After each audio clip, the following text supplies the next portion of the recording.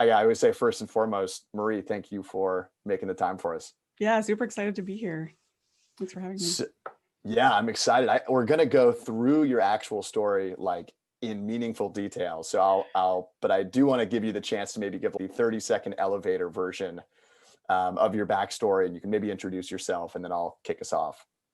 Yeah, the crash course version of that. I went to design school, spent most of my time as a sort of web and interactive designer, started doubling down on online courses because I saw that's where most of our web design clients had budgets to work with us, were people who had these products, productized services, online communities, courses, and things like that. So I was like, okay, these people, they're onto something. And so we doubled down on that. My husband and I teamed up. We built a software together for course creators, kind of doubled down on that. That kind of became our niche for a while.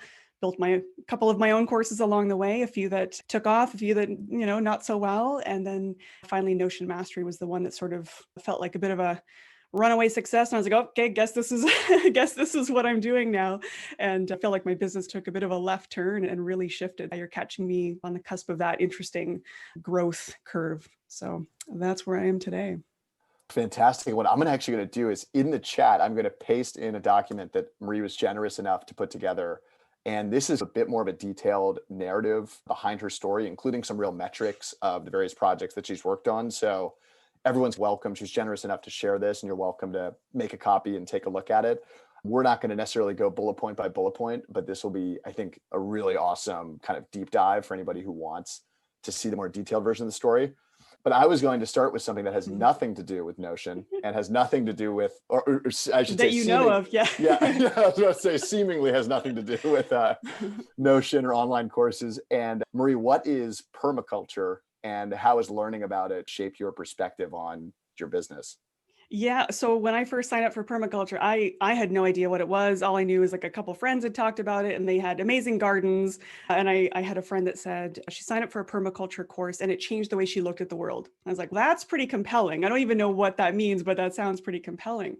And so I think a week after my friend said that, I saw a poster that said, become a more conscious designer of your life, relationships, landscapes, and learn how to be more efficient with your time, energy, and money. And I was like, okay, that sounds pretty cool. Sign me up. So I didn't actually know what I was getting into when I signed up for that. It was not just a gardening course. A lot of it was a lot of the systems thinking and even design thinking principles pulled from nature. So it's really designing for sustainability, long-term thinking, stacking functions, designing at the pattern level.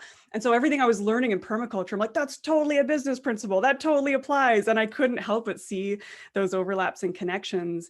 And some of the insights that came from that learning changed the way I thought about how we built our software. So we'd been putting so much time and energy into building a software that was like $29 a month, and it took up the most of our time and attention, was the least exciting, and like it took a crap ton of energy, and it wasn't giving back to our business. So it actually helped inspire, is this the best place for us to be putting our time and energy and attention? So it got me thinking about products and services a little bit differently. Like, where is my time best spent? Where are our strengths? It's just because we can doesn't mean we should.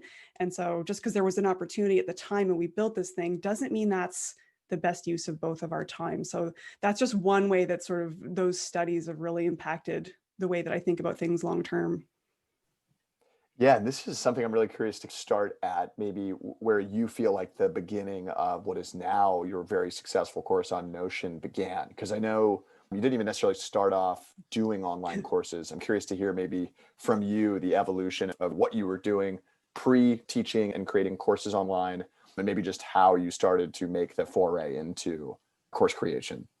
Yeah, I'd say it probably started, again, I've been doing mostly like web design and strategy for pretty large clients that had pretty big courses of their own. And so I was getting to see behind the scenes of so many other people, like what is involved in shipping online courses. I was hooking up automations and setting up their operations and user experience design. So I was seeing it from so many different angles. And of course, I was seeing how much revenue a lot of these course creators were bringing in. And I was like, wow, that's an evergreen course that's bringing in this much on autopilot. It was a big eye opener to see what was possible. I didn't feel experienced enough at the time. So I was just collecting insights. I'm like, oh, that's interesting. That's interesting. And every client that I worked with, suddenly I had new insight to bring to other clients. I was like, hey, client B did this thing where when they launched, they were able to grow their list doing this webinar thing over here. Maybe that's something we can try. And so in a way, just seeing how all these other creators were succeeding kept giving me more insights, and I was able to level up and specialize in that a little bit and to build a specialty around online courses and strategies behind growing it. So even though I hadn't built my own, I was just getting to see how these bigger players were succeeding. And that's when my husband and I were like, oh, there's got to be an easier way for us to do the work to help them build, because we were doing all this custom building and WordPress plugins and hooking up all these automations and Zapier and stuff. And the customer support, like just all the moving pieces that are involved with launching online courses. There's a ton of moving parts for sure. If you're, just getting started, there's a lot to it. And so I was this like one woman person behind the scenes that was handling all pieces of it. And it was really daunting. It was too much. And I think at the time, there weren't a ton of players teachable and there were a couple that were like just starting to get well known, but most of it was pretty custom at the time. And so my husband's, I know we should build a software to make that easier. And that's when I think things changed. And I realized it was going to take a lot of time to market our own product, right? Marketing your own stuff is very different than doing consulting for other people's work. So suddenly I was having to learn and apply all this marketing for our own product. And how do we get people knowing about our stuff and signing up for it? And so around the same time we launched a software, I was like, I think I could teach other designers how to level up by learning more digital strategy, because just building websites is not going to cut it in terms of budgets and pricing. When you can help your clients earn way more money by working with you, so you're not just an expense, but you become an investment. I was like, there's an opportunity here. Other designers are asking me, like, how are you able to charge $15,000 for a website and I can't get someone to pay $2,000? What's the difference there? And I was like, let me share that with you. So I'd say for about 2 years, I shared ridiculously generously in Facebook groups. I was like, oh, here's like a proposal template that might help you. Or, oh, I was sharing everything behind the scenes with clients' permission too. I'm like, hey, do you mind if I share the proposal that I gave to you with actual pricing, with the language that I used? So people were like surprised by how generous I was to share specific details and how I would respond to a client and scripts and things like that. So I just kept sharing and sharing. So finally, when I was ready to launch my own first course, which was Digital Strategy School, that was basically a mentorship program for designers. And I just put it out there. And I'm a huge believer in launching pilots. Always launch in beta, be very honest about the fact that like accepting money even before you build the course. I'm a huge believer in this. I'm happy to chat about any part of this. But what I did is I just dropped a note in some of these Facebook groups that I was active in. And I just said, I'm hearing a lot of questions about X. A lot of designers have asked me about Y. I'm putting together a course that I think is going to cover these things. Is this of interest to you? If so, drop your email here. And people were like, take my money. And I was like, okay, and I was so scared to send out that first. I was like, I'm asking my peers to give me money. This feels very, very uncomfortable. But I dropped it in. And because the demand was there, I'm like, okay, there's something here that I need to investigate and go a little bit deeper. Yeah, I love this. I know this notion, it's regardless of kind of what the medium is, this notion of like sharing and giving first, and almost to a T, to a degree that probably is surprising for people. And it almost, in some sense, maybe builds up a little bit of goodwill, but also really establishes you as the expert and someone who really knows this topic deeply. It's free marketing. Yeah, totally. And one thing you mentioned before we jumped on the call was that YouTube and like video content wasn't actually your first, like your default medium. So I'm curious to maybe hear you just elaborate, a little bit about that, and then we'll get into Notion a bit.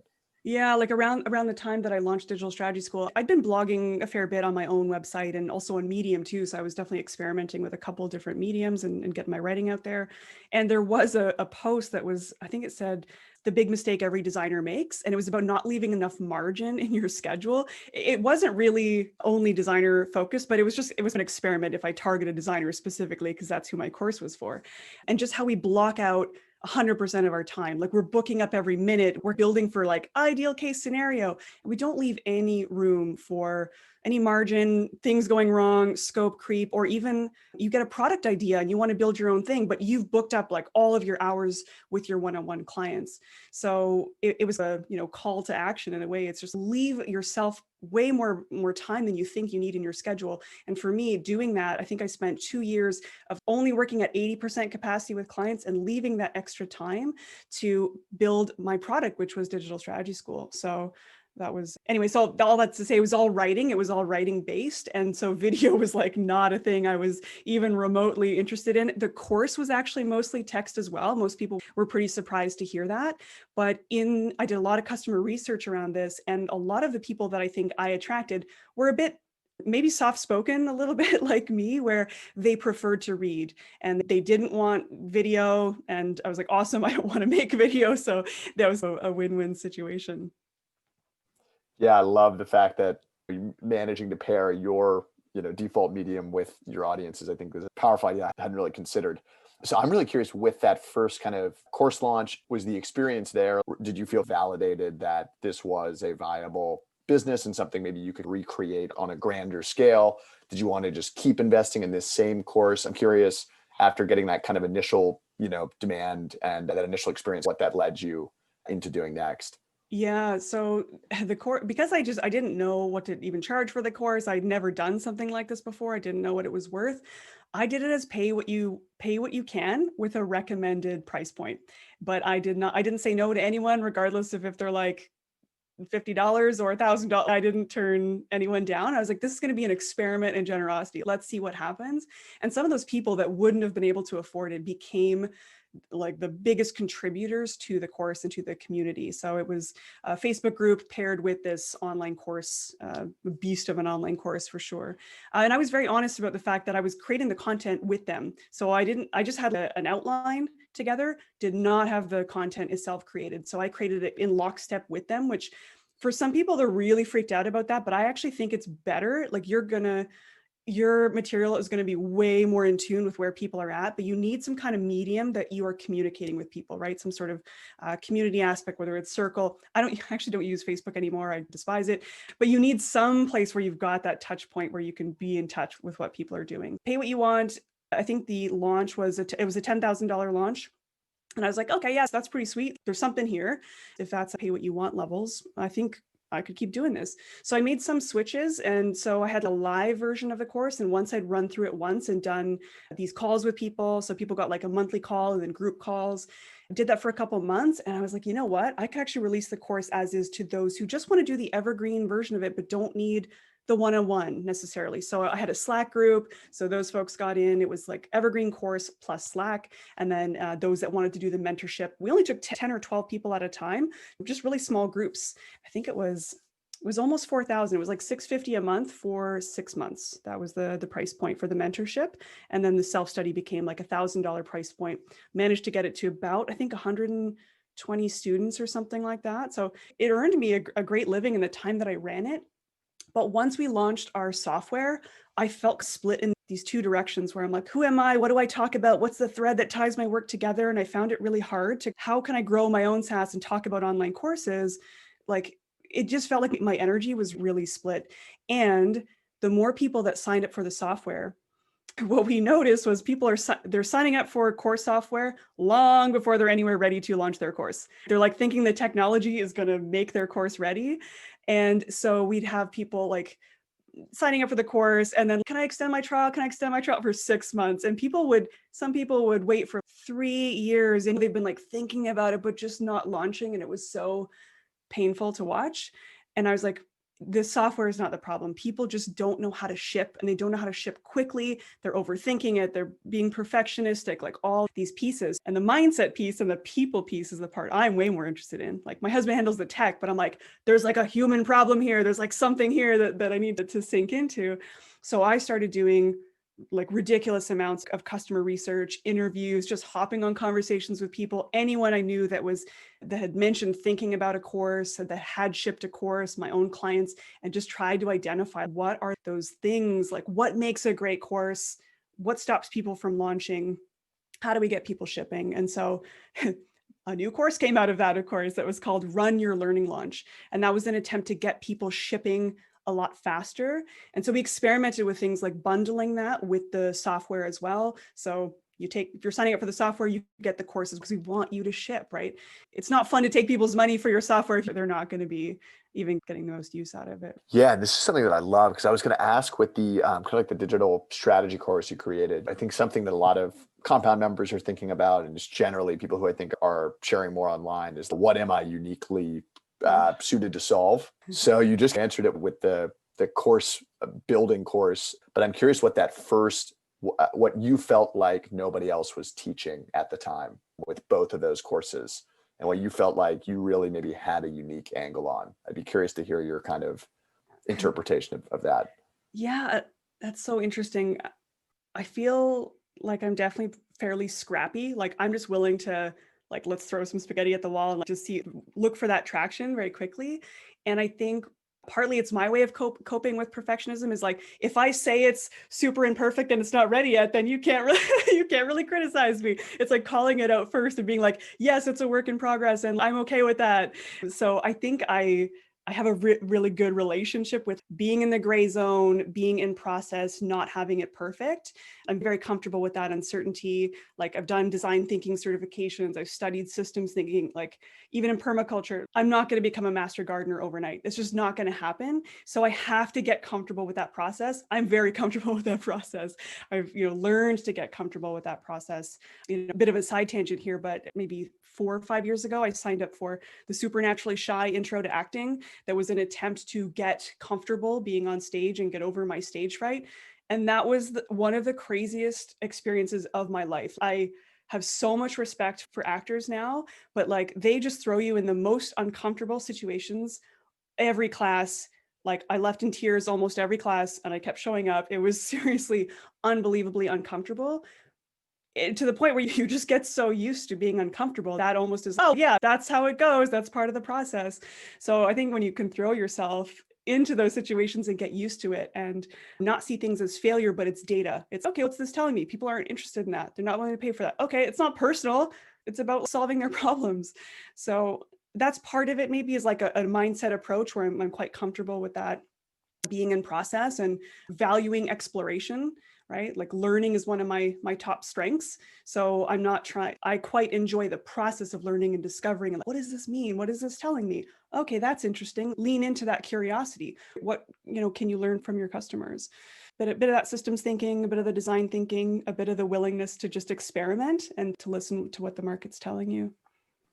Yeah, this is just another theme that I figured would be the case, but now I'm really hearing it, is this direct relationship in line you seem to have with kind of your audience and maybe even your people who've already bought from you.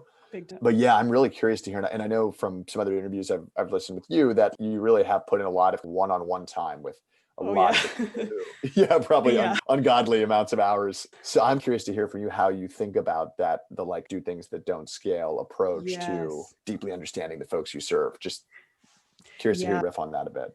Absolutely. And I remember, I think it was Nathan Barry, he presented at MicroConf. And this was like before, like right before ConvertKit just exploded. And he was sharing how long they were like sitting at 2000 a month, 2000 a month. And I think it was Heaton Shaw or somebody that told him like, stop being an idiot. You need to double down on it or shut it down. Make a decision, basically.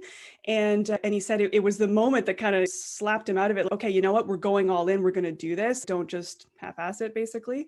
And so in the beginning, they were doing things that don't scale. And that was a big thing he talked about, was if we have to help someone manually move off of MailChimp and onto ConvertKit, they were doing super high touch stuff. They were in touch with creators. Like they were on the ground floor in conversation with real people, finding out what were all those things that you wish MailChimp did, or frustrations with other software. So he was huge on do things that don't scale in the beginning while you're finding that traction and finding that fit.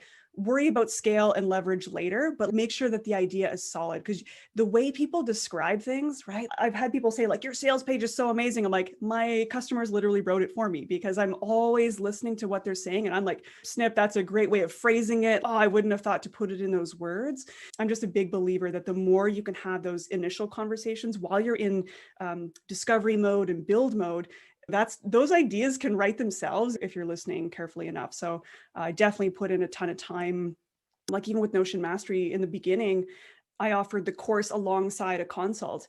I think it was $397, and that's my hourly rate now, even for just a 1 hour consult. So at the time, it would have been like $100 an hour or something that someone was paying for one of these consults, which I just couldn't do that now. Like just the sheer volume of inquiries that I was getting, I had to make a decision that I'm at a point where I can scale. I can't keep answering every single one-on-one inquiry. I need to like almost price myself out of the market and make the course the thing that people realize that's where the value is. Join the community. You can get your questions answered. You don't need the one-on-one time with me to do that. For a team or like really nuanced use cases, that might make sense, but training the average person to learn how to teach themselves, teach a man to fish or whatever. So yeah, but you got to put that time in initially, I think, to just hear how people describe things and hear what their pains are. I just love that framing, and it really is almost like a supply and demand thing where to build the demand, you have to, the supply is your time and just hours. And then once you have that, you can maybe gate on price or find some way to scale yourself. But it's don't put up the $1,000 an hour paywall before you have, an Exactly. inbox that's overflowing. Yeah. And again, I'd been on doing my YouTube channel and I was doing Notion's office hours for a while. So I was in touch with the community in so many different ways and so many different price points. And I had established myself as an expert. So at some point, it didn't make sense for me to be so accessible. And that's partly why, too, I was able to bring on an associate coach. It's like, amazing, join the course, but Sandra's going to guide you through and do any of that one-on-one with you, which is amazing. It gives her consulting, which she wants to do. And I get to focus on the course material and think of things at scale. So it's win-win. Yeah, this is a perfect foray into what I think is like the mega successful course that is in many ways still just getting started, which is Notion Yeah. Mastery. And that it's just like very inspiring and exciting to see. And I would love to hear how you even stumbled on Notion and on workflows as something where you really felt like, that was your next thing. Very curious to hear how that kind of came about. Yeah, I think inevitably when I'm helping other people with their operations, like I'm helping people grow online courses, so much of that was helping them get organized behind the scenes. So I'd already been doing it for other people, not not just business operations, but their own personal organization as well. And I didn't really realize how much of that I was doing until Notion came along. I discovered this. I've been feeling a bit frustrated by tools like Asana is great for managing tasks, but it's very singularly focused. It's a thing that you check off, it's got a date, it's done. But it didn't allow me to do creative strategic thinking and like bigger picture thinking, messier thinking. And then certainly when I was studying permaculture, there was no online portal. They're like giving you handouts and a book and then like random emails. And there's just pieces of information everywhere. You had to come up with your own structure for that. So Notion became the place I started to wrangle all of those permaculture learnings and videos and that email from here. Like I had to give that shape. So it was a creative, messy process. But the more that I used it and started journaling with it, I was like, oh, I kind of like this. Could we take what we're doing in Evernote, recreate it in Notion? And my husband's a techie guy. We've been using we're pretty, I don't want to say rigid with our tools, but like when you pick a tool that you like and you use it, like that becomes part of your process. So if I was going to convince Ben to switch over to Notion, I knew that I had to make the case for it. And I was like, hey, check out this like awesome thing that I recreated our tasks over here and like showed him what was possible. So I had to get his buy-in. It was a bit of a curmudgeon for a month about it. And then he was like, yep, okay, I'm in. And so we spent like October to December of 2018, kind of doubling down, building out our space. And we're like, this is awesome. This is so cool. And I was so excited about it. I was telling everyone I knew about it just organically. Oh, have you heard the good word? I was obviously a bit evangelical about it. And enough people were asking me questions and I was doing like weekend sessions with friends, showing them how to use it. And I was like, I should probably organize a webinar about this and write a blog post about it. So I wrote a very big blog post that was one tool to rule them all. And it maxed out all of my Notion referrals. Like the blog post itself did so well that I was like, oh, okay, there's like something here. There's like some traction here. This one post is getting way more traction than anything else I'm writing. And I think 2-3 years earlier, I had signed up for this course on how to do webinars. And it took me 3 years to get up the guts to do a live webinar. And so I decided I'm just going to do one on Notion. I think I called it Intro to Notion, which was hilarious because it was not an intro. It was like, here's everything you could possibly do with Notion. And so that was the beginning too of people were excited, but they were like mind blown. Where the frick do I start? This tool is so complicated. And so there was a lot of mixed reactions where people were like, that's incredible. And yeah, but that's overwhelming. Like, how would I even begin? So that's where doing the YouTube channel, I was like, this is the perfect medium to fill in those questions and to just answer those.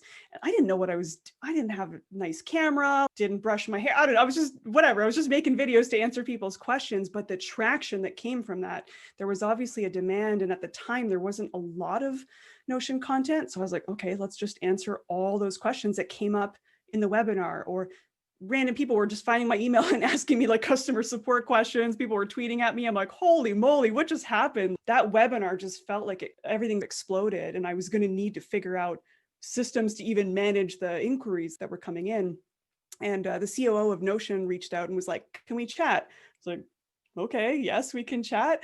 And so that's when we discussed me doing office hours as a place to also help answer some of those questions and build some community around it. And right before he asked me to do that, I was just doing free Zoom calls. I actually dropped my Zoom link into a tweet and was like, hey, anyone want to like hop on a chat and talk about Notion? And people kept showing up every week. And I was like, oh, I might have to like do something about this, because 20 random people are showing up and there's obviously some demand here. So that's when I was like, okay, there's a course here. There's something, it's like the missing manual, right? For this software that's so complex, it's an open canvas, but people need to see how you can apply it. And so where my systems thinking, and that's where I guess my ability to take my design background, and in a way it's like a web builder. I'm like, oh, here, you could do this. Anything you can imagine, you could build it. So I was just, I think, so enthused and excited to show people the possibilities. Because I'd seen so many different kinds of business operations behind the scenes, I was able to be like, or if you're a coaching business, you could do this. And so it evolved. It took on a life of its own.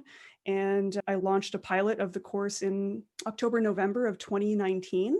It brought in about 10,000 in the first week. And that's usually my threshold. I'm like, can you bring in $10,000 in a week with your course? You're probably onto something. And so most of my pilots have been around that price point. And I was like, all right, doubling down on this, let's see where it goes. And yeah, by the end of 2020, it was just over 720 students. It's like, blows my mind. And I increased it by $100 every 100 people that joined. It's like, okay, it was like $297. It's like, now it's $397. Okay, now. And so I kept like testing that price point. And the higher the price point, the more people keep signing up. It blows my mind. They don't teach that in econ class, like the inverse People value pricing. it higher. And of course, like I've been improving it over time. I have an associate coach. She does group onboarding calls. We have a online community now, which we didn't have before. So it's leveled up quite a bit over the past year. But yeah, it's like, how could I not? I was really nervous at the beginning. Do I want to be associated with a software? To me, it felt like a risk, right? Do I want to be known as the Notion girl? I don't know. Where does this go? Because strategy is my thing, but I don't know. I was pretty nervous about that. But I thought, what's the worst that can happen? This is a chapter of my life. And I can also infuse those like permaculture learnings and my approaches to workflow and whatever. I can infuse that. So I've described it as sell them what they want, give them what they need. So you thought you were just signing up for a Notion course, didn't you? But it's more like a way of life. And it's that unexpected delight that I hope to keep bringing to that. Yeah. God, I love that. It's so interesting. I can't help but not see some parallel with, I don't know if you saw like what Nat Eliason did with his Rome course, Totally. Yeah. where I love that you kind of almost partnered up with this well-funded, growing in popularity tool where you had a genuine use case and enthusiasm around it. And I can't help but see a great symbiotic relationship where it really is a reciprocal, great relationship. Yes. But I'm curious if that's also how you view it. And yeah, it's been very reciprocal for sure, to be in a way that like the face of office hours, or like the person that kind of got associated with the product. I became like a friendly face, and it definitely, I think, elevated my authority with it as well. So I had my weekly YouTube videos, and then there's like join us for the weekly office hour. Like in a way, it probably felt like my face was everywhere. And I'd have friends be like, I was Googling Notion and I found your face. And I was like, I know, I'm sorry. Like it's a little weird to feel like you're everywhere, but in a way that was how the course was going to become like the standard. I was like, I want that to be the standard of excellence, that if you want to learn how to apply this tool in your life, Marie's course is the one to go to. So I knew that I was going to have to get comfortable getting visible. And like that has been a lifelong challenge for sure. But having Notion support in that, and having them, like, for example, I have a free enterprise account, right? So I'm able to invite people in as a member of the workspace. So I think I'm the only Notion course that's based in Notion. Like it's not even, I own a course delivery platform and the course is hosted in Notion. I think that says a lot. It looks good for them. The fact that I can run this whole thing, you're learning about the tool inside of the tool itself. So that's an interesting angle there. So it's been a really nice, mutually beneficial situation. The Notion ambassadors get to know first what features are coming. And so we can prep for that and keep that in mind in the course and stuff. Yeah, it's been good. I love that. And it's so funny to think that I think there is this natural fear of, I don't want to be known for this one thing, or I want to, Yeah. obviously you have very broad interests. You're like a widely curious person. I'm curious how you would maybe encourage people to think about that tension and how you've worked through it. Because I think a lot of people do feel that. I don't want to be the blank person. I contain multitudes. Oh, I love this conversation because I do think it's something I will probably forever struggle with. And I think even when someone's like, tell me, who are you and what do you do? I'm like, oh, like this week? I don't know. Like, how do I answer that? That's really hard. And what's that red thread that like ties all your work together? But I see my career as like a series of chapters. It was like, oh, I was doing the online courses. I was doing web design. These are just projects that I take on. So when you think of things in terms of projects, I think it makes it a little bit more digestible. This is a project in my career. It's given me so much leverage that I can explore other things. I can explore this permaculture business side of things. And who knows what's going to come out of that. I am very comfortable again in that I feel like I'm in the middle of a process and I don't know where I'm heading. And I think there's a book on the horizon, but I'm not quite sure. It's uncomfortable. It's very uncomfortable, but I'm again comfortable with that discomfort. Worst case scenario, this was like a really fun chapter in my life. I got to meet amazing people, hone certain skills. And I'm always thinking of these skills are things I'm bringing to the future, always like my knowledge about courses, my knowledge about web design and design in general. It's like a snowball that is just continuing to make whatever happens next. I have so much more empathy for people, have seen so many more businesses. I see the challenges that come up. Like I've had people ask me that, what happens if Notion disappears tomorrow? And I was like, I have a bazillion other skills and things that I can now apply as a result of that. My knowledge is not like click on this arrow and add a new item to your database entry. That's not the stuff I'm showing you. That stuff's covered in the course video, but it's the, what does this mean and why are we doing that? That stuff is going to be applicable well beyond whatever tool I'm specializing in or whatever. I think of it as just products to add to your portfolio. And so there'll be a new project, right? So nothing's permanent. And I think also other people are not paying as much attention to what we're working on as we are. So it's, oh, they're going to think I'm flaky or this or that. Or last week I was working on that. No one's paying as much attention to your career path as you are. It's just follow where there's flow and what's feeling good. And if it doesn't work, you get to change your mind. Forget who's paying attention to what. I love that. I'm like, I want that printed on the world's largest billboard because I think it's so tempting to get stuck, if you will. And I love this idea of these projects being really chapters in your career. I think that's just for now. Let's have some fun with it and let's see what I can learn out of it. And to me, like Notion had such a huge audience. I was like, if anything, more people are being exposed to my ideas. And sometimes what's fun is people will see things in my space. They'll see my permaculture studies in the examples. And so they're seeing my philosophies even in the examples. And so people will be like, oh, I love that you like shared those other bits. And so you're just introducing, again, it's that sneaking them the vegetables. I'm like, oh, have you thought about your values over here? So there's so many ways I think you can look at it. But I just thought, worst case scenario, I'm being introduced to a way bigger audience than I'm used to with way less effort.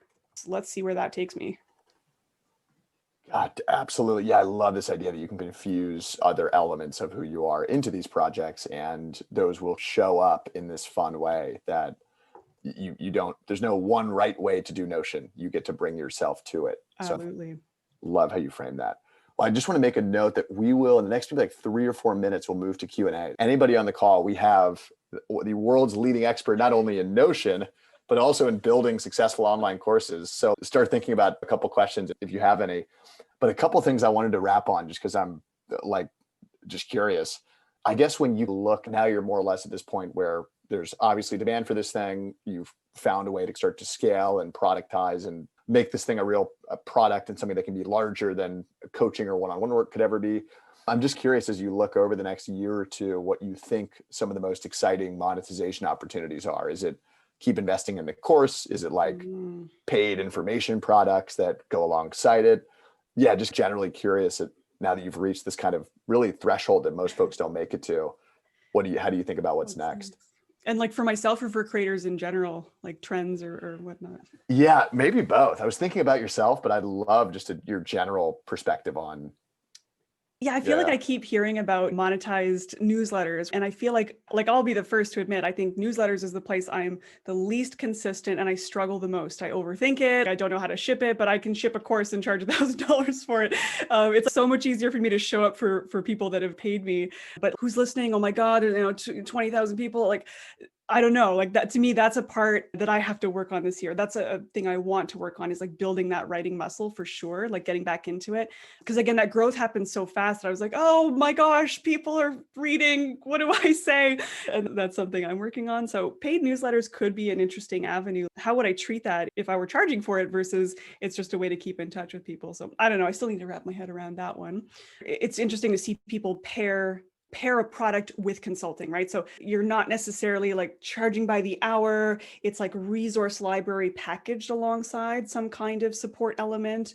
I think is one of the easiest routes to go when you're just thinking about productizing. And especially with Notion, for example, a lot of my clients are building resource libraries. It's not quite a course, but it's if you were giving people the same advice over and over again, like just create a beautiful Notion gallery, nice cover images, and you open those up and they're almost like mini lessons or assignments. So a lot of coaches will use that to supplement and give people more value. So it's not just paying for the call, you're getting this call and this resource together. So I think that's like an easy sort of first way into productizing something that you're already doing, or if you're already doing one-on-one consulting, how can you give that value add?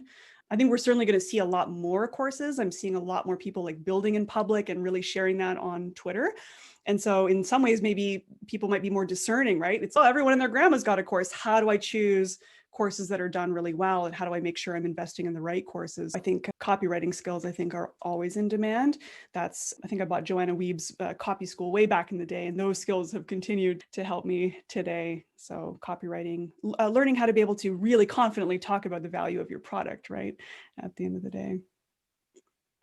I swear it's got to be one of the most overlooked skills because it really is its own discipline to be able to Yeah. create writing that drives action. I love that. We have our first question. We're right on time. So let's swap over to Q&A. And actually, Nate, you've asked the perfect question because it was actually going to be something I was about to ask. If you're able to unmute, do you want to take the floor? Yeah, of course. Hey, Marie. Hey, Nate. Yeah, if you were starting a course today, there's so much information out there. There's a lot of things that you're told that you should do. I'm just curious if there are some not so obvious mistakes to avoid that when you're thinking about something as simple as creating a lead magnet or just leading into a course. Yeah.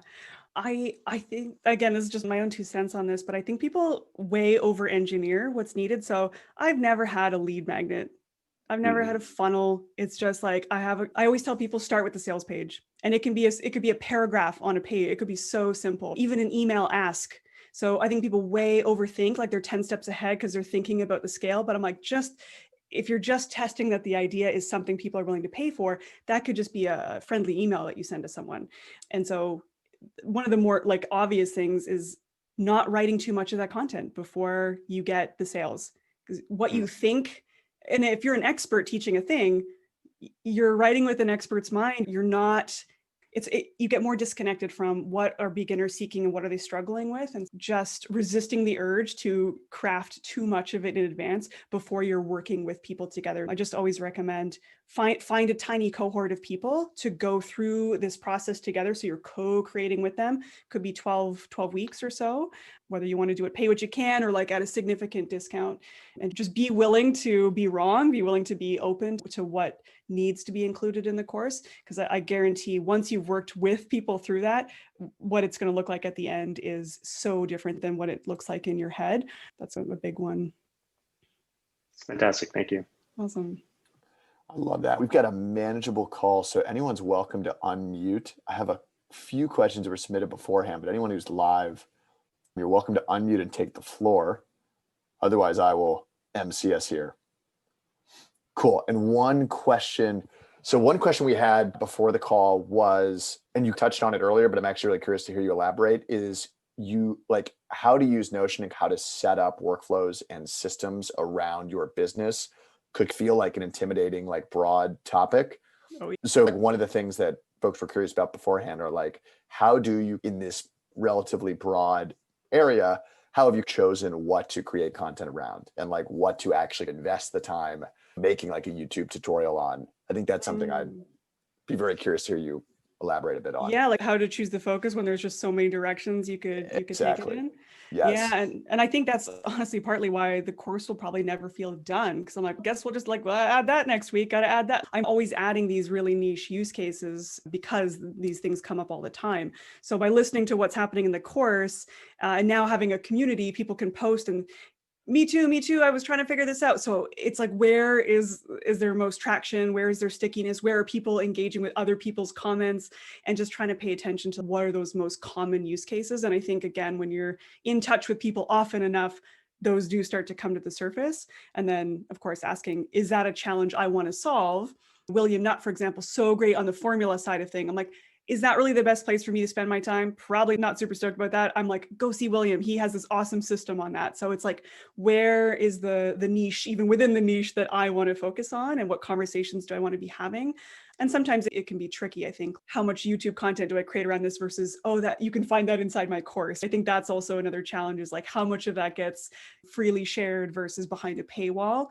And I think a lot of creators do struggle with that. I still struggle with that, of how do you make sure to continue being generous and then not have people be like, I already watched all your YouTube channels, so do I really need the course? It's like figuring out where those valuable elements lie in your paid product that go beyond the content, and that sort of thing. So again, it just comes down to listening. What lights me up? What's the, oh yes, everyone keeps asking that. If I had a video on that, I could just reply with that link. Because my assistant too, I have an assistant now who's been answering my email, because at some point the volume was just out of hand and it felt like a full-time job to answer my email inbox. But now we have some really common scripts. It's, how do I get my company to buy Notion Mastery for me and the team? How do I, so we have now over time, the more you get asked those questions, it's like, oh, we need a script for that. We need a script for that. So I've tried to get into the habit of every time there's a question, it just gets logged, it gets added. And then I try to review that weekly or monthly to be like, okay, what questions are still continually popping up and how do I address that? I love that. And this is a great lead into the next question, which folks are curious about, is you now have this escape velocity maybe with like the size and level of engagement of your audience. But I'm curious, like maybe what advice you would give to people who don't have, just started tweeting more, maybe just started building their email list, and maybe they do already have some deep expertise in some, specific topic. How would you encourage folks to go about that initial establishing their name and building a bit of an audience? Yeah. I think be ridiculously generous with your knowledge and your expertise and your value. I think there's no shortcutting that piece of it. You get to decide the medium and the channel, right? So whether it's sharing YouTube videos, whether it's sharing your writing generously, sharing how you do things, that learning and building in public, the more that you can do that and the more that people can see your thinking, right? Like when you're thinking out loud, when you're sharing that stuff out loud, it gives people insight into how you think. Doesn't have to be video. If video is not comfortable for you, it can be writing. But I strategic generosity, I think, has always, it surprises and delights people. It makes their day. They remember you. So you just got to ship. It's like shipping constantly. So this is actually on the theme of generosity, because I love that's where you started. Could you actually elaborate on what you mean by that? Meaning really like tactical sense. What does that look like, when you're just getting off the ground? Yeah, like super simple example is I have a, two-part behind the scenes, everything I learned in the process of designing and launching an online course. So part one, like putting the beta together. It's like sharing all those insights that you keep in your head that if someone else knew this, it would probably save them a world of pain. What are the things that could even just save someone an hour or 15 minutes, like just something that gives someone a different way of looking at a thing that suddenly unblocks them? What do you know that can unblock someone, that can create a little bit of momentum, answers a difficult question, basically just making people's lives easier in some small or large way? And again, that can look a million different ways depending on what your niche is or what you do. Is it helping people write better? Is it helping people like find their niche or improving their messaging for something really specific? So many different ways you could look at it, but I just think of it as like making people's lives a little bit better, a little bit easier, making their launches easier, getting like with courses, getting them to launch faster. Like, you have an awesome idea, stop overthinking it. Where do I think my coach Tanya Geiser said this, it's who is not being served by you playing small. So when you think of it as you owe it to the people to put your work out there, and if you're not, who is missing out because of that? Oh, it's such a simple reframe, but it makes it like you owe it to the world to put your work out there. Let's do this, right? My God, that's it. We're going to need 2 billboards for some of these quotes. That was like 5 years ago, and that's still in my brain of like, who isn't being served when you're playing small. I'm like, damn, I feel called out. So just tapping into that, right? Yeah, the other super interesting thing that I couldn't help but think is some of these things may seem obvious to the person who knows them and therefore Yes. not worth sharing. But I'm curious if that's been your experience at all, because it's like, Oh, totally. And that's again why I think it's just so important to be in conversation with people, because there are just things that you think are obvious, and then someone asks a question that like might seem like a really basic question. But that's where, when I did my webinar, I was like, see, look what Notion can do. And everyone's like, yeah, but how on earth do you take the first step? I was like, oh yeah, I forgot how challenging that was. There's always someone who's even like a half step behind you. I think what people forget is you do not have to teach expert level at what you do. You can actually teach beginners, you can teach intermediate, you can teach a whole spectrum in between. So you don't have to be the world's foremost expert on topic A. You can be like halfway there and help the beginners get to where you're at. That's, I think, a big mistake course creators make. Like, oh, but I don't know you don't need to know everything. Just start somewhere basic, help some beginners. You're going to work your way toward more expertise. I love it. Yeah, it's almost like the ladder function of learning. Yeah, that is such a profound reminder. So the final question that we had beforehand is, take as much time as you want on this one because it's maybe impossibly broad, but I am very curious to hear, like, when you maybe talk with other creators or writers or aspiring, course creators, what do you tell people when they're debating if a course is the right product or strategy for them, or if they should think about maybe doing coaching or consulting? Mm-hmm. How would you maybe advise people on thinking about the trade-offs on these various business models? And yeah, I'll maybe leave it there. I'm a big fan of diversification. So at least while you're starting, I think some people make the mistake. They're like, I'm going to make a course and it's going to replace all my income, or I'm going to do this and then it's going to replace all of this. But to not look at it as one or the other, consulting revenue, software revenue, productized services, courses, to find the right mix that's going to make sense for you. Pull those levers, start small, set realistic expectations. Of course, I see a lot of people, I'm going to get X number of people in my course. I'm like, how many people do you have on your list or following you on social media or whatever? And also, what content are you producing for people? So people that have there's no blog, there's no YouTube presence. I'm like, how are you going to sell people if you haven't been generously providing content? I feel like I could go in like a million different directions with this, but yeah. Yeah, I love that. I'm the one final follow-up on that was just like, is there almost like a lifestyle trade-off with scaling a course is a ton of operational work, which obviously happens to be a lot of your expertise.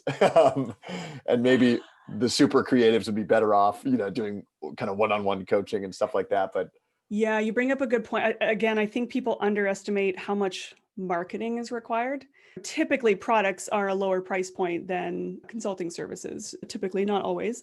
And when you're dealing with products, you're dealing with scale. And so you need to be doing way more marketing. And I think for a lot of creators who just want to be in their craft, that's very uncomfortable. It's not exciting. It's not fun. Like, I don't want to talk about my thing and like selling myself and pitching myself. And so that's where that reframe, I think, becomes really powerful. Is it like, who needs what you've got to offer can be really helpful.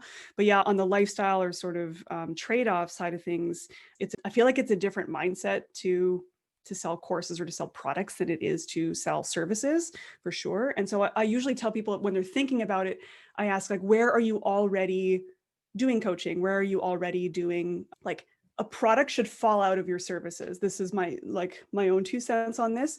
So don't offer a product if you haven't done it in some capacity with people one-on-one or in a service capacity first. Because again, that's where like a conversational element, like really seeing the nuances, seeing how people apply it, where those friction points are. If you are not in touch with people and you're not seeing that, you're going to make mistakes with your product, or you're going to just create a subpar product that's not super great. Products should be like a natural extension that kind of fall out of services that you've already done, I think. And so it's all about finding the levers. You're not like leapfrogging into some other completely different model that you're like not familiar with, you don't know. It's okay, how can we inch our way there? How can we create a little bit of momentum to get you used to the idea, like selling a tiny product on Gumroad, get used to the idea of this and talking about it, updating your email signatures, sharing it on Twitter. Like, how can you do it when the stakes are low so that when they're high, you're not like, oh my gosh, I'm so afraid to tell these people what I'm working on. I often say be willing to experiment a little bit with the different formats and see what works. Hybrid models of course resource library alongside consulting while you're like figuring out the best way to format things.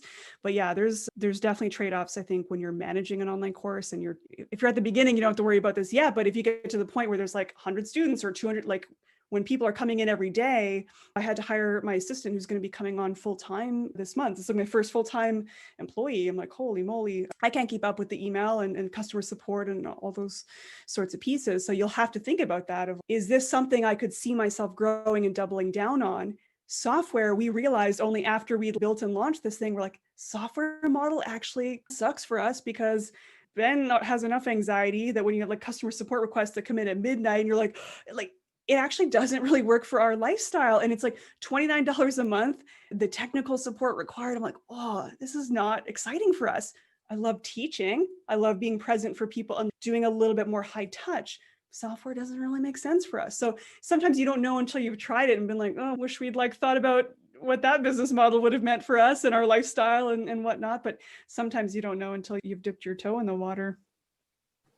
I love that so much. Yeah, there's the theory, everything's nice and, frictionless from a distance. And definitely my experience with building software has been similar where, oh, this doesn't just scale itself and like. It's not magic. It doesn't just scale to 10K in a couple months. No. Yeah. I want my money back. I've been lied to. This is fantastic. We are right on time. So I'll be our timekeeper here and we'll end on that note. Marie, maybe it goes without saying, but where is the best place for folks to find you and follow along? Yeah, you can go to my sites, mariepoulin.com, the course is at notionmastery.com, and Twitter is a great place. That's where I'm pretty actively engaged. If you want to say hello, at Marie Poulin on Twitter. I'm always happy to, I'm pretty transparent about things. If you ever have questions about things, I usually have a resource I can point you to. Like Nate was asking about the best practices and whatever. I'm already like, oh, I have a document I need to send to Nate when this is done. So yeah. Fantastic. And I know we had some folks join us late, so I just put a link to a doc that Marie put together with this really amazing detailed look at her story, including metrics and some stuff with her business. So definitely encourage anybody to take a look at that because it goes into even more detail than we could on this call. But Marie, thank you again for making the time and more importantly, for sharing all this hard-won wisdom, because I know you've learned all of this by doing it. So that means a lot that you were willing to share so openly. Of course. Yeah. Thank you so much for having me. Wonderful. Cool. We will send out the recording in the next day or two. And thank you again, Marie, and for everybody who joined. See y'all. Bye, guys.